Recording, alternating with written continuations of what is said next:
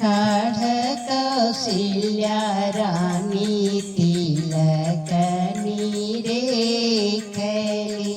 ई तिलक राम जोगे नाही जी।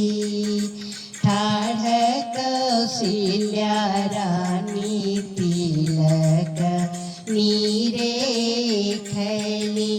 ई तिलक राम जोगे नाही जी।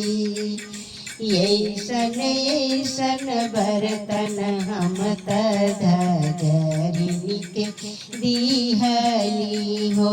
ऐसन ऐसन बर्तन हम धगरिनी के दिहली हो। बाबू के नार के कटाई जी। बाबू के नार के कटाई जी। ठाढ़ कौशल्या रानी तिलक निरेखली। ई तिलक राम जोगे नाही जी। ऐसन ऐसन अंगूठी हम नौआ के दिहली हो। ऐसन ऐसन अंगूठी हम नौआ के दिहली हो। बाबू के नह के कटाई जी। बाबू के नह के कटाई जी।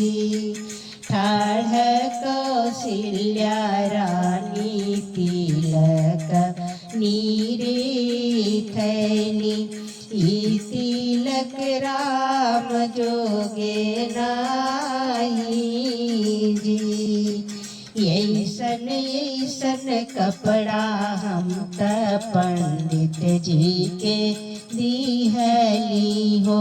ऐसन ऐसन कपड़ा हम पंडित जी के दिहली हो।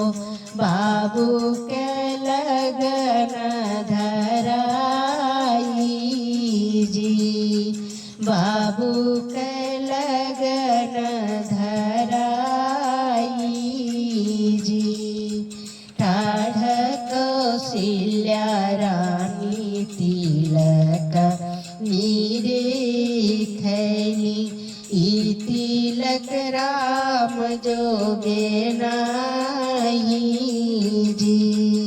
ठाढ़ कौशल्या रानी तिलक निरेखली।